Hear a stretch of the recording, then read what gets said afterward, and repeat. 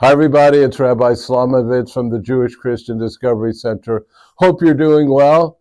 In the next few weeks, we have two major holidays which are occurring, Passover and Easter. Now, a lot of times, people don't think about the two as being involved together, but they actually are. And today, my goal is to show you why they're connected so strongly.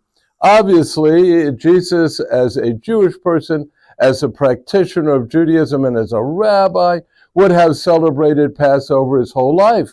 That was a time that families and communities got together. Many times they made a pilgrimage to Jerusalem to show the specialness of that holiday. So let's talk about some of the themes that we have. First of all, it's springtime.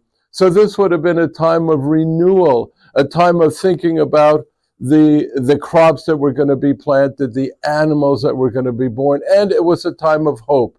It's a new year. So that's one of the themes that we have going on. Secondly, and more acutely for Jesus at its time, this was a holiday about freedom. The Israelites were supposed to recall that they were slaves in the land of Egypt and that God granted them their freedom through Moses and Aaron and others. So at that time, as you can imagine, living under Roman rule, a very harsh Roman rule, this would have been a topic of conversation at the Passover meal. Christians call the Lord's Supper, we call the Seder. It would have been very real to them. Now let me share with you some of the symbols of what they celebrated 2,000 years ago to observe Passover. The first and most well-known symbol is the unleavened bread, which we call matzah. And this bread has wonderful symbolism, and for the most part, it represents, as you can see, that it hasn't had time to rise.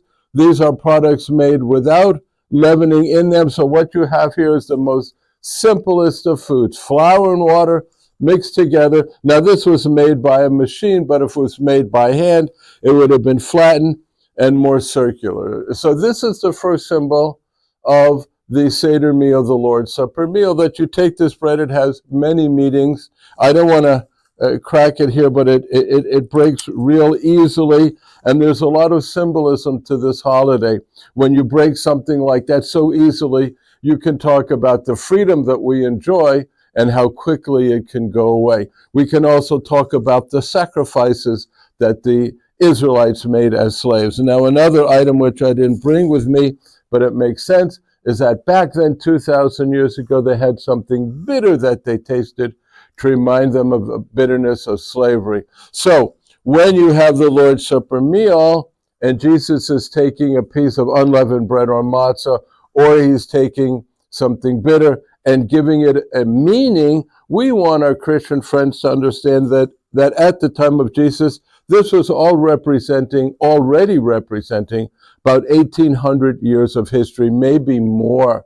So we're taking these symbols and we're infusing them with new meanings. So I hope you've had a bit of an insight into the connections between Passover and Easter. Whatever you're observing, I hope that they go well. Peace. Shalom. Bye-bye.